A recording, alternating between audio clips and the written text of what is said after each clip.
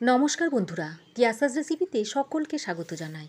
আজ আমি শুধুমাত্র একটা ডিম ও 1 কাপ গরম দুধ দিয়ে কেকের একটা রেসিপি আপনাদের সঙ্গে শেয়ার করতে এসেছি। সামনেই ক্রিসমাস আসছে, এই ক্রিসমাসে আপনারা এইভাবে বানিয়ে খেয়ে দেখতে পারেন। এই কেকগুলো বানাতে কোনো রকম কেক মোল্ডের প্রয়োজন হবে না। ঘরে যে বাটি আছে সেই বাটি দিয়ে আপনারা বানিয়ে নিতে পারবেন। আর এই কেকটা খুবই সফট ও খুবই স্পঞ্জি হয়। তবে চলুন দেখে নিই এই দারুণ স্বাদের নরম তুলতুলে ও স্পঞ্জি কেকটা আমি কিভাবে বানাই। একটা বড় বোলের মধ্যে 1 বাটি কুসুম গরম দুধ নিচ্ছি। এই বাটির মাপে হাফ বাটি চিনি দিয়ে দিচ্ছি। কুসুম গরম দুধের সঙ্গে চিনিটা ভালো করে মিশিয়ে নিচ্ছি।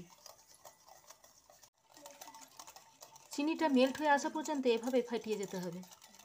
চিনিটা ভালোভাবে মেল্ট হয়ে গেছে। এবার এর মধ্যে রুম টেম্পারেচারে থাকা একটা ডিম দিয়ে দিচ্ছি।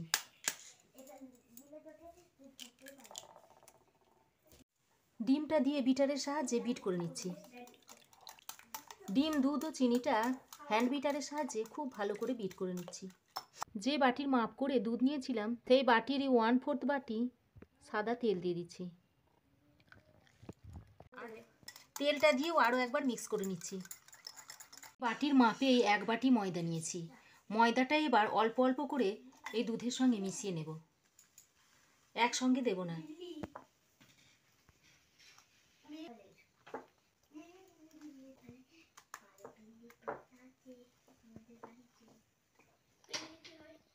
ব্যাটারটা মনে হচ্ছে একটু পাতলা হয়ে গেছে, তাই আমি আরও 2 চামচ ময়দা দিয়ে দিচ্ছি।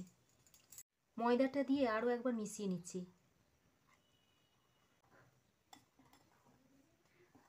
ব্যাটারের ঘনত্বটা ঠিক এরকম হবে। দেখুন বিটার থেকে স্মুথলি পড়ে যাচ্ছে।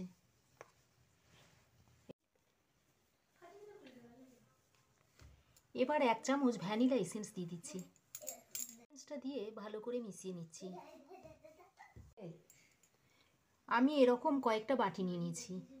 এই বাটিতেই আমি কেকগুলো বানাবো। এবার বাটিতে সাদা তেল দিয়ে দিচ্ছি।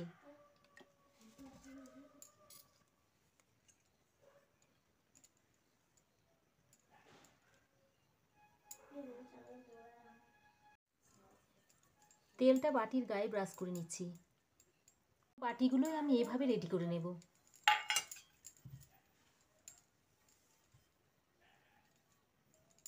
এবার এই তেল মাখানো বাটিতে কিছু শুকনো ময়দা ছড়িয়ে দিচ্ছি। ময়দাটা বাটির গায়ে ভালো করে লাগিয়ে নিচ্ছি। এইভাবে সব বাটিগুলো আমি রেডি করে নেব। সব বাটিগুলো রেডি করে নিয়েছি। এবার ব্যাটারের মধ্যে 1 চামচ বেকিং পাউডার দিয়ে দিচ্ছি আর হাফ চামচ বেকিং সোডা দিয়ে দিচ্ছি আর সামান্য ভিনিগার দিয়ে দিচ্ছি। এবার একটু মিশিয়ে নিচ্ছি। এমনভাবে মাখাবেন যেন কোনো লাম্পস না থাকে। কেক তৈরির জন্য ব্যাটারটা এখন রেডি। এবার এই বাটির মধ্যে অল্প করে ব্যাটার দিয়ে দিচ্ছি। বাটি পুরো ভর্তি করলে হবে না, কারণ কেকটা বেক হওয়ার পর ফুলে যাবে।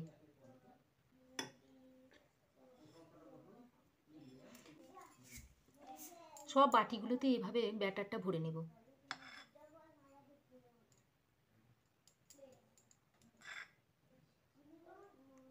পাঁচটা বাটিতেই আমি অল্প অল্প করে ব্যাটার ভরে নিয়েছি। 10 মিনিট আগে থেকে দুটো কড়াই আমি গ্যাসে প্রিহিট করতে দিয়েছি। এবার বাটিগুলো স্ট্যান্ডের উপর বসিয়ে দিচ্ছি। এই কড়াইতে আমি মোট 3টে বাটি বসিয়ে দিচ্ছি আর বাকি বাটি দুটো অন্য কড়াইতে বসাবো। এবার ঢাকা দিয়ে দিচ্ছি। আপনার গায়ে যে ছিদ্রটা আছে সেটা একটা লবঙ্গ দিয়ে বন্ধ করে দিচ্ছি। অপরদিকে অন্য একটা কড়াইতে একটা টিফিনে ঢাকনা বসিয়ে তার উপরে একটা প্লেট বসিয়ে দিয়েছিলাম। এবার আগে থেকে প্রিহিট করা কড়াইয়ের মধ্যে বাকি যে কেকের বাটি দুটো ছিল সে দুটো এখন বসিয়ে দিচ্ছি। তারপর ঢাকা দিয়ে দিচ্ছি। এবার লো ফ্লেমে 20 থেকে 25 মিনিট মতো বেক করে নিতে হবে। 10 মিনিট পর ঢাকাটা একটু খুলে দিচ্ছি। এখানে কিছু টুটি ফ্রুটি ও চেরি নিয়েছি, সেগুলো এখন কেকের উপরে ছড়িয়ে দিচ্ছি।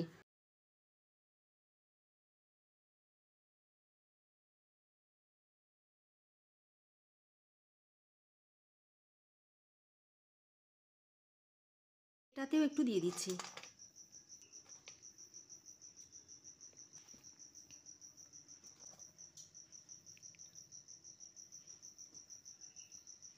এবার আবারও ঢাকা দিয়ে দিচ্ছি। 25 মিনিট পর আমি ফিরে এসেছি। দেখুন উপর থেকেই বোঝা যাচ্ছে কেকগুলো কত ফুলেছে। ঢাকাটা খুলে নিচ্ছি। এবার একটু চেক করে দেখব। দেখুন স্টিকটা একেবারে পরিষ্কার বেরিয়েছে, তার মানে কেকটা তৈরি হয়ে গেছে। এভাবে সব কেকগুলোই আমি চেক করে নেব।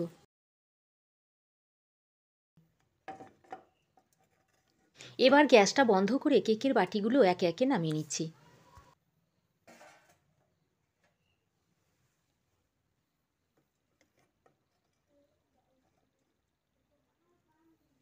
সব কেকগুলো এখন নামিয়ে নিয়েছি।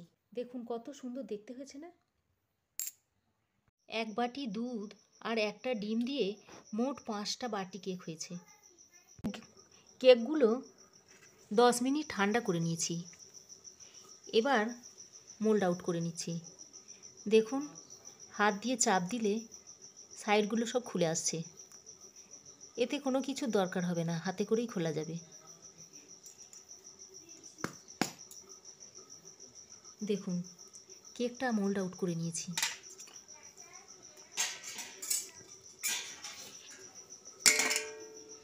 এবার একটা থালার উপর রেখে দিচ্ছি। সমস্ত কেকগুলো মোল্ড আউট করে নেব।